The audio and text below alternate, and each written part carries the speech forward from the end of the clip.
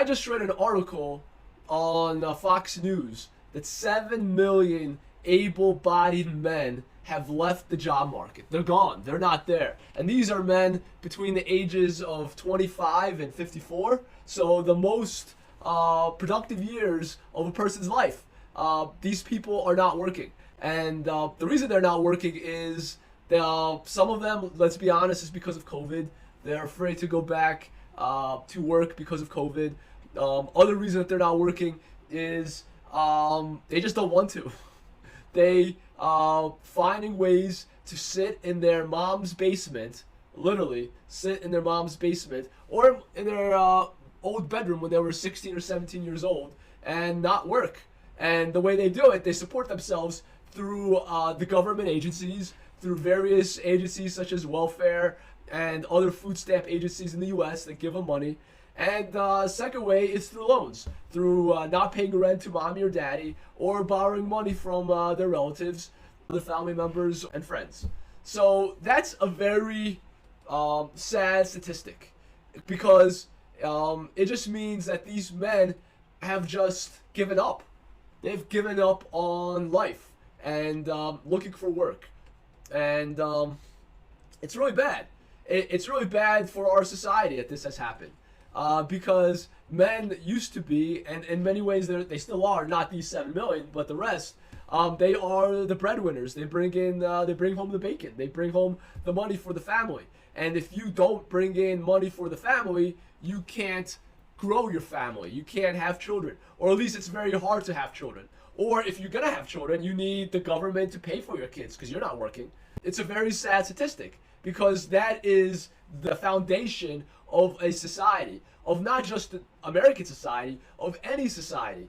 Mother, father, child. And the father goes out maybe 7,000, 8,000 years ago and hunts for food. The mother takes care of the kids and gathers berries. 5,000 years ago, it was big farmers and going out in the fields. And then slowly technology changed. But there was one thing in common in all of that: work. Men worked. It's a big foundation of life. It goes back to the Bible. Now, I'm a religious person. I'll talk a little bit about the Bible. I know many of you don't, but it's hard not to, because this book, the Bible, has survived empires, hundreds of empires. It survived stones, thousands of castles, hundreds of empires. And there's a reason it has survived it. And it's a cornerstone of our society, of Western society. At least it has been. And that's the reason I bring it up. And what they talk about it is, in the very second story about Adam and Eve, they talk about that once Adam and Eve are kicked out of paradise, the punishment for Adam is to work, because he could see the future. Because now that he has eaten from the tree of good and evil, he has knowledge and he sees the future. See, that's the difference between human beings and animals. Human beings could see the future. We could see what's going to happen next year, or even next week, or even tomorrow. Animals can't. That's why hungry animals could, like wolves or lions, could munch down pounds, 4, 5, 10, 20 pounds of meat in one sitting, because they don't know what the future is going to hold. But we do. We plan for the future. And because we plan for the future, we work. And now that these folks are not working, it has a lot of ramifications for our society. But I am a recruiter. I am a IT sales and technology and finance recruiter. So I want to stay in my lane, and I want to talk about what that means for recruiting. And what that means for recruiting, it means two things.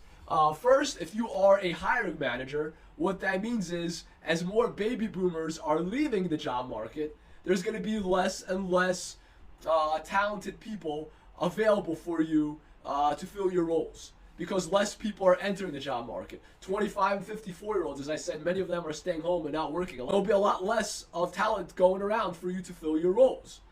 What does that mean? What will you do? You have a couple options as a hiring manager, and a lot of them have already been done. And what I'm saying is they're going to be done a lot more in these coming times, in the near future, because I see the future. I'm a human being. In the next 3 to 5 years, what I see is more companies outsourcing talent to Europe, to India, to the Philippines, outsourcing work there, because they can't fill it here. That's number one. That's going to happen. Number two, what's going to happen is a lot of more workers are going to be brought in. There's going to be more H-1B visa workers brought in. A lot of more other types of visa workers, work-related visa people are going to be coming in more into the USA because a lot of these Americans, of our Americans, don't want to work. So someone has to do the job. So a lot more H-1B visa workers are going to be coming into the country, unless the government takes a different look at this. Unless the government makes changes. I had a call with a client in Spain, and you know what they do for their workers that get the benefits? They don't just sit at home and do nothing. They make them go out and work for their benefits. They don't do actual work at corporate companies, but they go out and they pick up the trash. They go out and volunteer at a grocery grocery store. So like they actually do some kind of work. Now that's one solution. Another solution is, one solution is not to let people just sit around and do nothing and actually do some work for their benefits.